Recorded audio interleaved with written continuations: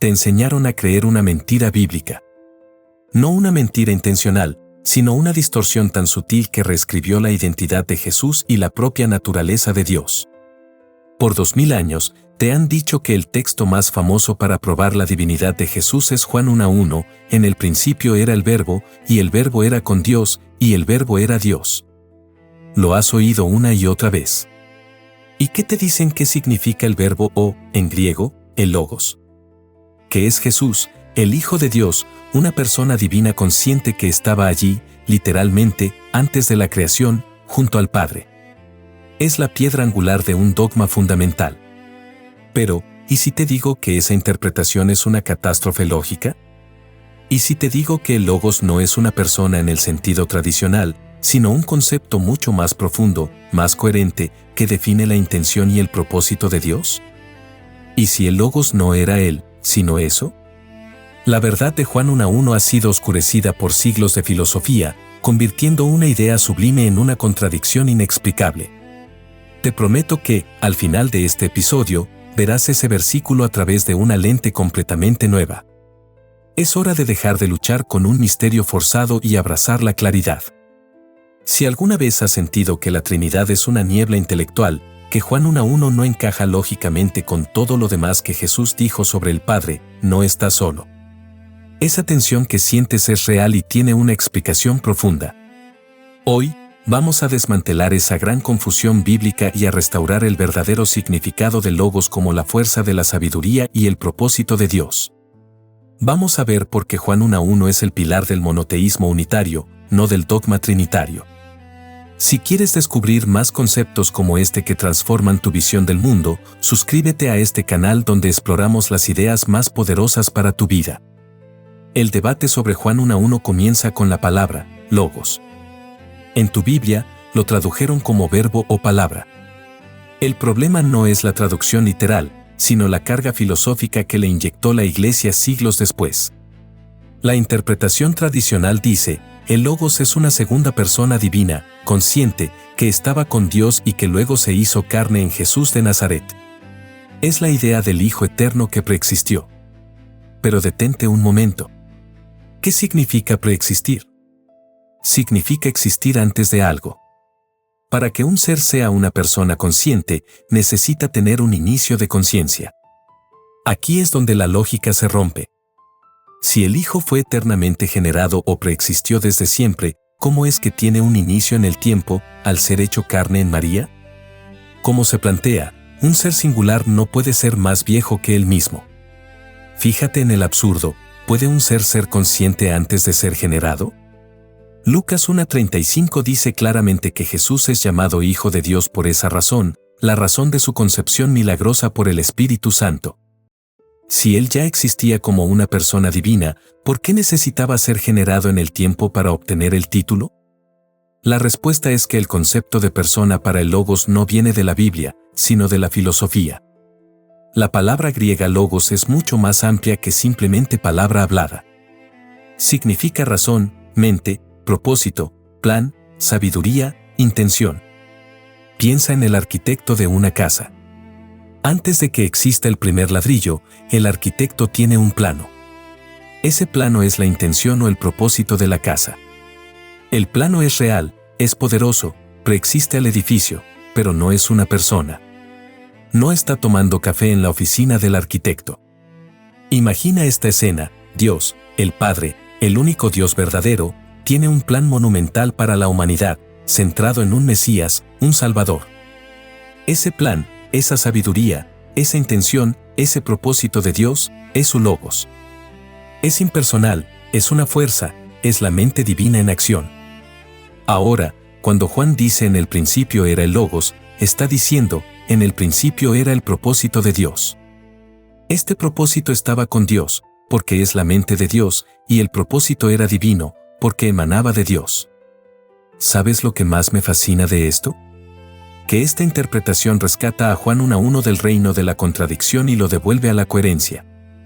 El logos no es otra persona, es el plan que Dios tenía, y ese plan, esa intención, se hizo realidad, se hizo carne, se materializó en el hombre Jesús, el Mesías. El Mesías se convirtió en el propósito de Dios encarnado. El logos no es el preexistente, sino eso preexistente que se realizó en un ser humano. Para entender por qué el logos es propósito y no persona, debemos ponernos los lentes de un judío del siglo I, no los de un filósofo griego del siglo IV. La tradición judía, el contexto de Juan y de Jesús, conocía el concepto de la sabiduría de Dios, o el plan de Dios, como algo que preexistía y era divino, pero que no era una persona separada del único Dios, el Padre. En el Antiguo Testamento, en textos como Proverbios 8, la sabiduría, Joma en hebreo, habla de sí misma diciendo que fue la primera creación de Dios, que estaba con él antes de las obras primordiales. Los sabios judíos personificaban esta sabiduría para fines poéticos. Decían que ella jugaba y estaba con Dios. Pero nadie en el judaísmo pensaba que esta sabiduría fuese un segundo Dios, una persona literal. Era la forma poética de hablar de la mente, la razón y el plan de Dios. Fíjate en cómo esto funciona en la realidad. Si un rey dice a sus súbditos, mi palabra saldrá y establecerá la justicia, ¿está enviando a un segundo rey consciente llamado palabra? No, está enviando su decreto, su voluntad, su propósito. Su palabra es su extensión, su poder, su mente, pero no una persona. Cuando Juan escribe, está tomando esta profunda idea judía del logos como sabiduría / propósito divino y aplicándola al Mesías. Está diciendo, de todo el plan de Dios que preexistía, la parte más gloriosa, el punto focal de la sabiduría, se manifestó en un hombre, Jesús. Por eso, Jesús es la expresión perfecta del propósito de Dios, la palabra hecha carne, el plan materializado. El reporte destaca la importancia de la preexistencia ideal. Esta es la idea de que Jesús existía en la mente de Dios, en su intención, en su propósito, antes de la creación, como el Mesías central de la historia. Existía como el plan, como el modelo. No existía como una persona consciente con barba y cuerpo. Cuando el plan se realizó, se convirtió en una persona, en el Mesías concebido milagrosamente por María. Imagina una novela épica. La historia entera, los personajes, los diálogos, existen en la mente del autor antes de que se escriba la primera página. Esa historia preexiste de manera ideal. Pero el personaje principal no es una persona consciente hasta que el autor la escribe, hasta que nace en el papel. El logos es el guión, el plan, el mapa. Jesús es el actor, la ejecución, la materialización de ese guión. La confusión de la cristología ocurre cuando se confunde el guión, logos, con el actor, Jesús, el Mesías. Y es en esta confusión donde la teología se vuelve ininteligible. Este es el punto crucial que debes asimilar. La palabra, el logos impersonal, se hizo carne, la segunda persona de la Trinidad no se hizo carne, solo asumió la carne. La diferencia es abismal. El argumento más poderoso contra el logos como persona preexistente está en la estructura gramatical del propio Juan 1:1, específicamente en el uso del artículo definido griego. Permíteme mostrarte algo asombroso, una joya lingüística que la traducción oculta. Juan 1:1b dice, eo logos era con Deus, osios. Juan 1:1 se dice, eo logos era Deus, sios, punto. En el versículo 1b, cuando Juan habla de Dios, usa el artículo definido, housios, osios, que se traduce como el Dios o el único Dios. Este término, housios, el Dios, se refiere a Dios el Padre, el ser singular y supremo del monoteísmo judío, el único Dios verdadero, tal como Jesús lo llamaría más tarde en Juan 17:3. Ahora, fíjate en el versículo 1c, la parte polémica, eo logos era Deus, sios, punto. Aquí, Juan usa la palabra sios, Dios, sin el artículo definido. En el griego, poner el sustantivo sin artículo, sios, delante del verbo, era, es lo que se conoce como un predicado calificativo. Es una regla gramatical fundamental. ¿Qué significa esto en español? Si Juan hubiera escrito o logos era osios, con artículo, habría significado el verbo era el Dios, el Padre, lo que sería una equivalencia total, es decir, el verbo es la misma persona que el Padre, lo cual es herejía modalista, que el Padre y el Hijo son la misma persona. Pero Juan escribió o logos era sios, sin artículo. Esto no significa el verbo era el Dios, el Padre, sino que significa el verbo era de naturaleza divina o el verbo era un Dios, en el sentido de ser una entidad con poder, como se usa en Salmo 82, 6, donde se llama dioses a los seres con autoridad. La mejor traducción es el Logos era divino. La traducción de la New World Translation, traducción del Nuevo Mundo, de los Testigos de Jehová, en este punto, es gramaticalmente más precisa, y la palabra era un Dios. Sin embargo, la perspectiva que estamos explorando, la más coherente, es que Sios sin artículo se utiliza para expresar la calidad, no la identidad. El Logos poseía cualidad divina. Piénsalo, el propósito de Dios es, por naturaleza, divino. Pero el propósito no es el Dios, Sios, que es el Padre. Si esta revelación te impacta tanto como a mí, dale like para que más personas descubran esta verdad. Este análisis gramatical irrefutable muestra que Juan hizo una distinción intencional entre Sios, el Padre, el único Dios verdadero, y Sios, la cualidad divina del Logos. El Logos participa de la cualidad divina, es divino, es el plan de Dios, pero no es el Dios, el Padre. Es el pilar del monoteísmo, solo hay un Dios, Sios, pero su propósito, Logos, es, por extensión, divino, Sios. Si el Logos era la intención y la cualidad divina, ¿cómo llegó a ser una persona? La respuesta es simple y compleja a la vez, filosofía griega y política eclesiástica. A partir del siglo II, el cristianismo dejó de ser una secta judía y se expandió por el Imperio Romano. Los nuevos conversos, muchos de ellos intelectuales, venían del platonismo y del gnosticismo. La filosofía de Platón ya hablaba de un segundo Dios, o una entidad intermediaria, el demiurgo o el Logos filosófico, que servía de puente entre el Dios trascendente, el absoluto, y el mundo material. Para estos intelectuales, era más fácil aceptar el cristianismo si podían encajar a Jesús en este molde filosófico preexistente. El Logos judío, propósito/sabiduría, se fusionó con el Logos filosófico, ser intermediario, creando un híbrido teológico. En lugar de decir el propósito se hizo carne, comenzaron a decir, la persona intermediaria preexistente asumió un cuerpo humano. Este fue el gran desvío, la mutación conceptual que transformó al Mesías humano y exaltado en un Dios hombre abstracto.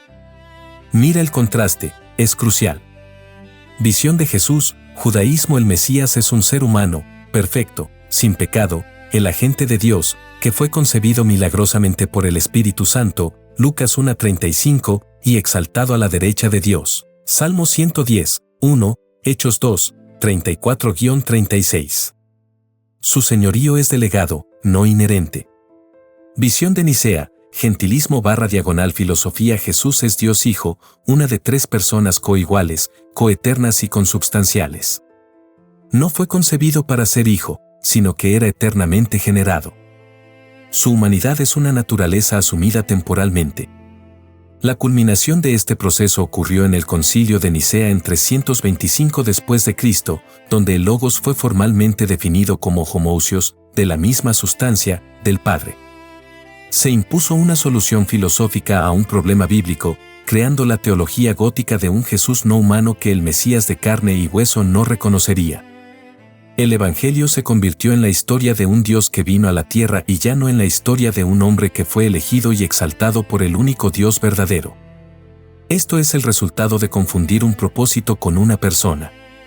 Antes de mostrarte cómo aplicar esto en tu vida, quiero que sepas que preparé un material exclusivo y gratuito donde desarrollo este concepto con mucho más detalle, analizando los otros textos de prueba trinitarios. Está en el enlace de la descripción. Descárgalo ahora para dominar esta visión bíblica. El resurgimiento del entendimiento del Logos como propósito, o sabiduría, tiene consecuencias transformadoras. Libera a la teología del yugo de la filosofía y la devuelve a la sencillez y la coherencia. El monoteísmo innegociable: si el Logos es el propósito/sabiduría de Dios, entonces hay un solo ser, una sola persona que es el único Dios verdadero, el Padre, Juan 17:3. Esto alinea el cristianismo con el Shema judío: oye, Israel, el Señor nuestro Dios es el único y exclusivo Señor, que era el credo personal de Jesús, Marcos 12:29. La creencia se vuelve simple, lógica y potente. La humanidad genuina de Jesús, si Jesús no preexistió como Dios, entonces su vida, su obediencia y su sacrificio son absolutamente reales. Su obediencia no fue una charada o una farsa actuada por su naturaleza humana mientras su naturaleza divina era intocable. Su tentación fue real. Santiago 1:13 dice que Dios no puede ser tentado, su dependencia del Padre fue real, el Padre es mayor que yo, Juan 14:28, y su muerte fue el sacrificio genuino de un ser mortal. Jesús es, por lo tanto, el modelo de ascensión para todo ser humano. La autoridad de Jesús, la autoridad del Mesías es delegada. No es que una persona divina ya tenía esa autoridad y fingió recibirla, es que el hombre Jesús, por su perfecta obediencia, fue exaltado a la diestra de Dios. Dios le ha dado toda autoridad en el cielo y en la tierra, Mateo 28:18. Esto lo convierte en un líder a seguir, el agente perfecto de Dios, no en el ser supremo que no podemos imitar. Piensa en la experiencia cotidiana, cuando te enfrentas a una decisión difícil, ¿quieres que tu fe te dé más confusión o más claridad? La interpretación del Logos como propósito te da la claridad. Te dice, sigue el plan, el Logos, que se materializó en el hombre Jesús.